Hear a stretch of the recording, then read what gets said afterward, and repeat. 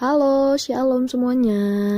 Tadi kita sudah ketemu di Meet ya. Kita sudah berdoa. Sekarang kita akan melanjut materi kita di semester kedua, yaitu apakah anak SMA boleh pacaran. Berbicara mengenai pacaran, saya yakin bahwa kalian sudah sering mendengar kata pacaran. Nah, sebelum kita mempelajari apakah anak SMA boleh pacaran, terlebih dahulu kita harus memahami apa itu pacaran. Dan pacaran pasti tidak akan terlepas dengan cinta. Nah, oleh karena itu kita harus membahas satu persatu, dan sekarang kita akan membahas apa itu cinta. Nah, di sini kita akan membahas sedikit pengertian cinta menurut para ahli. Pertama, saya mengambil dari ahli yang bernama Plato.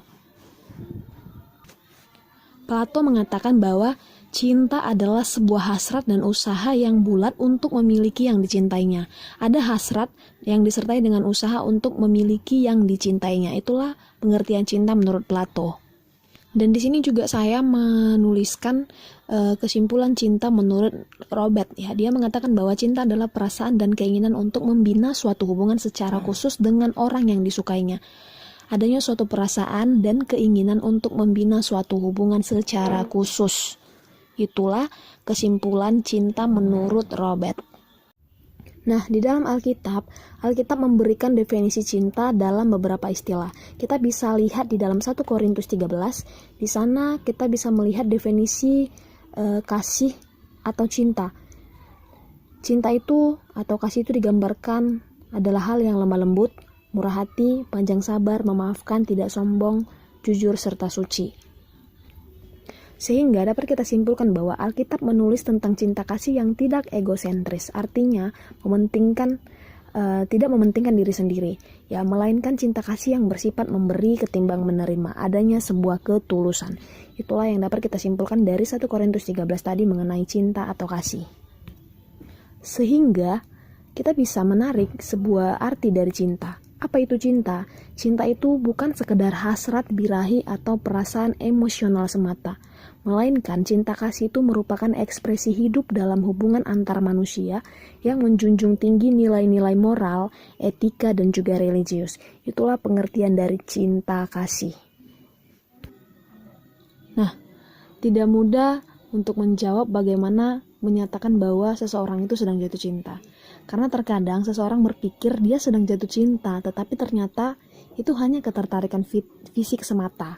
Dan karena kita tahu juga ketertarikan fisik biasanya memiliki pengaruh yang amat kuat kan. Bahkan diiringi oleh hasrat untuk segera menjadikannya kekasih atau pacar. Nah, sehingga dalam hal ini banyak remaja sekarang yang menyalahartikan sebuah ketertarikan fisik itu adalah cinta. Padahal itu bukanlah cinta. Kekeliruan yang sering terjadi di kalangan pemuda itu adalah sebagai berikut ya. Di mana seorang ini dapat terkecoh oleh beberapa hal yang di bawah ini. Dia mengira bahwa itu cinta, padahal bukan ya. Yang pertama itu adalah ketertarikan fisik. Ya, kita tahu bahwa cinta tidak akan lepas dari ketertarikan fisik tadi saya bilang ya. Seseorang melihat ketika dia jatuh cinta, hal yang pertama dia lihat adalah fisik. Dia melihat cantik, dia tertarik dan dia memiliki hasrat untuk memiliki hubungan yang khusus terhadap seseorang tersebut. Itu dia ketertarikan fisik, sehingga dia mengira bahwa itu cinta, padahal itu bukan cinta. Yang kedua itu obsesi, dimana obsesi ini adalah orang yang terlalu melebihi batas dalam menyukai seseorang gitu ya. Orang yang terobsesi ini akan kehilangan kontrol terhadap dirinya sendiri, sehingga apapun kegiatannya dia selalu mengingat orang yang dia sukai, ya kan. Mau dia makan, mau dia minum, sama seperti lagu Maya ya, aku mau makan ingat kamu gitu ya. Jadi sehingga hal ini merugikan dirinya sendiri gitu. Dia bahkan kehilangan fokusnya gitu. Dan ini bukanlah cinta.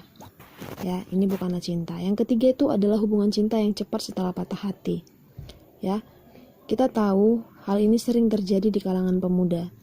Tak jarang orang yang memiliki banyak mantan ya. Dan ini biasanya disertai karena adanya balas dendam. Dia menganggap bahwa dia bisa mendapatkan orang yang lebih baik dari pasangan yang sebelumnya. Ya. Jadi dia mengira bahwa itu adalah sebuah cinta, padahal itu bukanlah cinta, tetapi keinginan untuk memuaskan dirinya sendiri. Nah, 3 hal ini adalah beberapa yang sering membuat seorang pemuda itu terkecoh ya, terkecoh karena dia tidak bisa membedakan mana itu cinta. Dia menganggap itu cinta padahal itu bukan cinta. Nah, untuk menghindari kekeliruan tersebut, sebaiknya kita perlu memahami beberapa hal yang perlu kita ketahui mengenai cinta. Ya, yang pertama, kita harus memahami bahwa cinta tidak pernah menyakiti, baik itu pelecehan fisik maupun emosional. Ya, yang kedua, cinta tidak pernah menipu. Misalnya memperalat pacar dengan mengatakan, kalau kamu cinta saya, kamu harus mau melakukan hubungan seksual, atau kamu akan memenuhi permintaan saya. Nah, itu bukanlah cinta. Yang ketiga, cinta itu harus dilandasi oleh perasaan peduli pada dia yang dicintai. Ya, ada rasa saling memotivasi. Itulah cinta. Yang keempat, jika orang dicintai meminta kamu melakukan sesuatu sebagai bukti, maka dia tidak mencintai kamu. Ya, apalagi jika bukti cinta itu adalah hubungan seks dan sentuhan fisik. Jadi ketika pacarmu meminta hal tersebut, kamu harus memutuskannya. Itu bukanlah cinta. Yang kelima, ukuran cinta adalah komitmen dan kepercayaan, bukan sekedar ketertarikan fisik saja. Ingat ya, komitmen dan kepercayaan. Yang keenam, seks bukan cinta dan cinta bukanlah seks. Karena itu, seks tidak boleh dijadikan sebagai persyaratan cinta. Pada orang yang telah menikah, seks dapat menjadi bagian dari romantisnya cinta. Tapi hal itu tidak boleh dilakukan oleh mereka yang berpacaran. Jika dilakukan, maka hal itu merupakan pelanggaran terhadap ajaran agama dan moral dalam masyarakat. Jadi, seks itu bukanlah cinta dalam sebuah hubungan pacaran. Yang terakhir, cinta harus menjadikan seseorang merasa bahagia, aman, dan dihargai, bukan malah sebaliknya, bukan malah menjadi menderita. Ya, kalau kita mengerti apa itu cinta, kita dapat memahami cinta kasih menurut 1 Korintus 13, maka kita akan mendapatkan kebahagiaan, rasa nyaman, dan dihargai. Itulah beberapa hal yang perlu kita ketahui mengenai cinta yang ditulis oleh Priyatna. Nah, sekarang kita akan membahas tentang pacaran ya. Apa itu pacaran? Nah, kita tahu bahwa seseorang yang sedang jatuh cinta biasanya itu mewujudkan perasaannya itu kepada seseorang dalam bentuk komunikasi yang lebih intensif atau khusus ya. Atau relasi itu kita bisa sebut dengan kata berpacaran. Nah, kalau secara umum kita tahu bahwa pengertian pacaran itu adalah mewujudkan rasa cinta terhadap seseorang dalam sebuah hubungan yang eksklusif.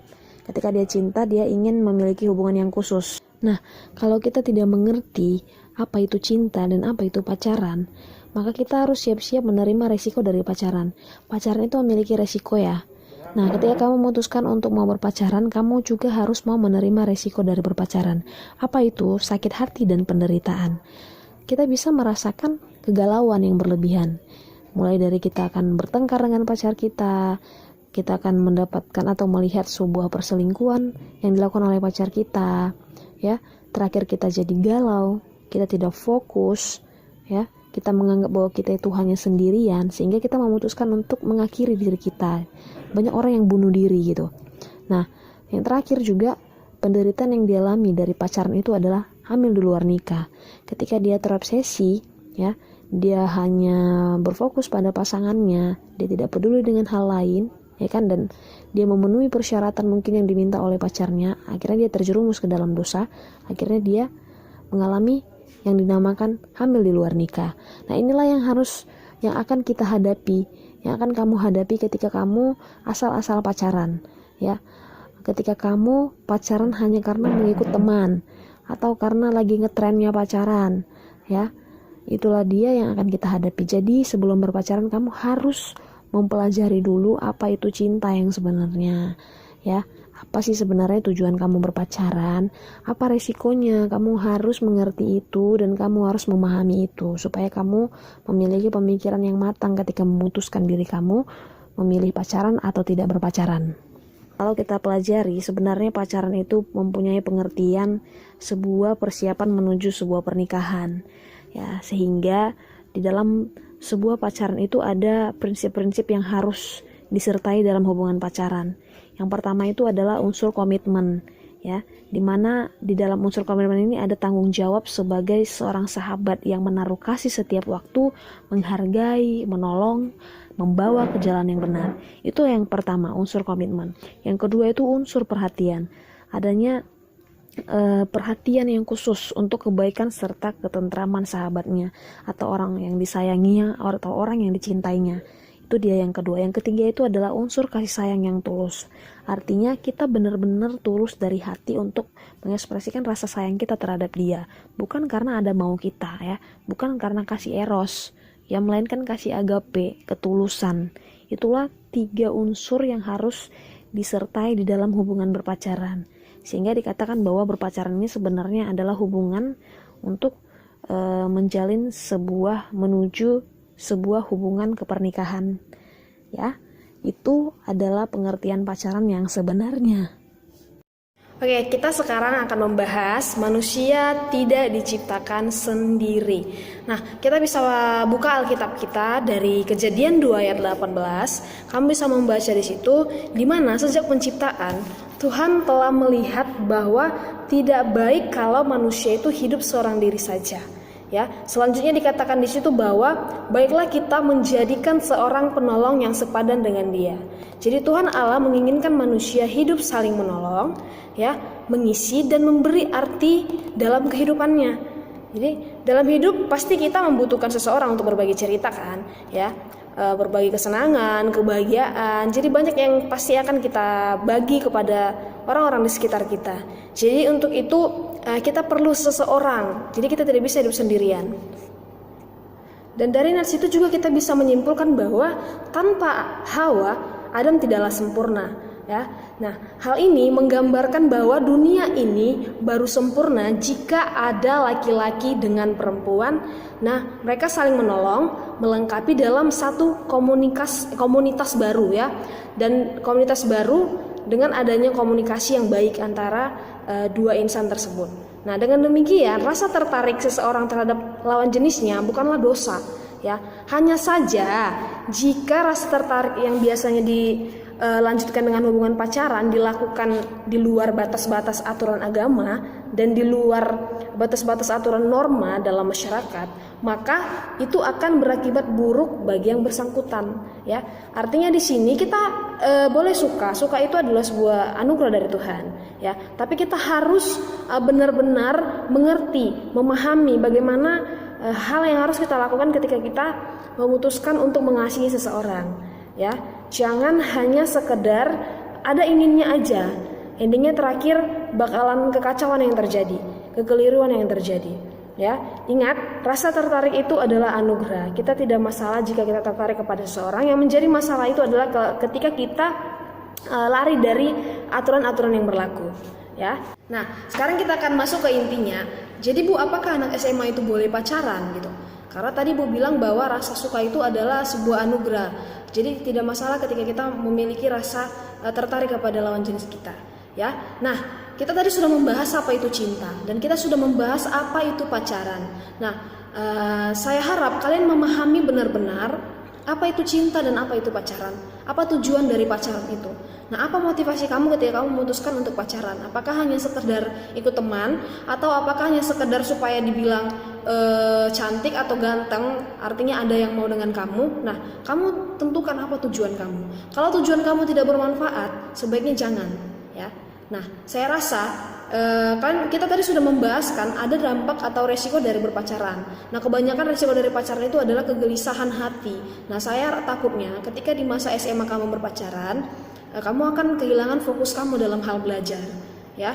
Dan pastinya kalian tahu lah apa dari maksud tujuan saya berkata seperti ini. Nah, intinya, saya tidak mau menekankan dengan prinsip saya, jawaban kepada prinsip saya. Saya tidak mau mengatakan tidak boleh, dan saya juga tidak bisa mengatakan boleh gitu, ya. Artinya di sini, apakah anak SMA boleh pacaran? Apakah kamu boleh pacaran? Nah, saya hanya bilang, ketika kamu sudah memahami arti pacaran dengan baik, silahkan. Nah, ketika kamu sudah siap menerima resiko pacaran, kamu boleh berpacaran. Tapi sebaliknya, ketika kamu tidak memahami apa itu pacaran dengan baik, apa itu tujuan pacaranmu, dan kamu tidak memahami apa itu resiko dari pacaran dan kamu belum bisa terima nantinya resiko dari berpacaran, sebaiknya kamu tahan diri kamu untuk tidak berpacaran dulu. Lebih baik kamu berfokus untuk belajar sungguh-sungguh, capai apa yang ingin kamu capai.